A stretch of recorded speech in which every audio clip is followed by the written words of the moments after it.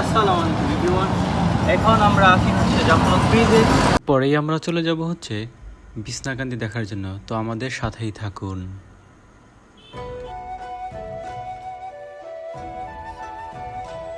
আপনারা যারা দূর দূরান্ত থেকে আসবেন এবং সিলেটের এই পর্যটন স্পটটি অর্থাৎ বিছনাকান্দিটি ভ্রমণ করার জন্য আসবেন, তারা হচ্ছে প্রথমে জাফলং আসতে পারেন অথবা সিলেট শহর থেকে আসতে পারেন। জাফলং আসলে জাফলং থেকে আপনারা হচ্ছে এই সিএনজি পাবেন, সিএনজিতে করে তারপর হচ্ছে বিছনাকান্দি যেতে পারেন। তো এটাই হচ্ছে বিছনাকান্দি যাওয়ার রাস্তা।